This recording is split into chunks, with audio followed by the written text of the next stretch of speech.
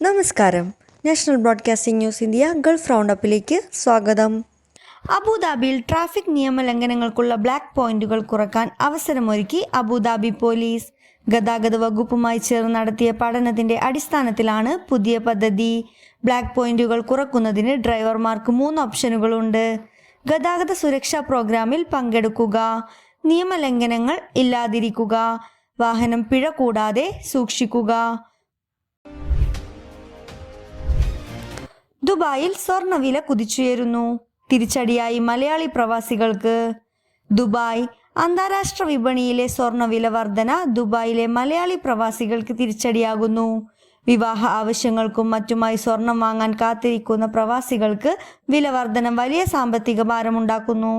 കഴിഞ്ഞ കുറച്ച് ദിവസങ്ങളായി സ്വർണ്ണവില ഉയരുന്ന പ്രവണതയാണ് കാണിക്കുന്നത്. ജിദ്ദയിൽ നിന്ന് നാട്ടിലേക്ക് അയക്കുന്ന പണത്തിൽ വൻ വർധനവ്. കാരണങ്ങളിതാ. ജിദ്ദ കഴിഞ്ഞ സാമ്പത്തിക വർഷത്തെ അപേക്ഷിച്ച് ജിദ്ദ മലയാളി പ്രവാസികൾ നാട്ടിലേക്ക് അയക്കുന്ന പണത്തിന്റെ ഗണ്യമായ വർധനവ്. ഓണം, പെരുന്നാൾ എന്നിവ അടുത്തു വരുന്നതും നാട്ടിലെ ഉത്സവകാല ആവശ്യങ്ങളും വർധനവിന് കാരണമായതായി പണമിടപാട് സ്ഥാപനങ്ങൾ പറയുന്നു. ഏഷ്യ കപ്പ് 2025 ടിക്കറ്റുകൾ ഓൺലൈൻ വിൽപ്പന തുടങ്ങി. ദുബായ് ഏഷ്യ കപ്പ് 2025 ക്രിക്കറ്റ് ടൂർണമെന്റിന്റെ ടിക്കറ്റുകൾ ഓൺലൈൻ വഴി വിൽപ്പന തുടങ്ങി. UAEയിലാണ് ടൂർണമെന്റ് നടക്കുന്നത്.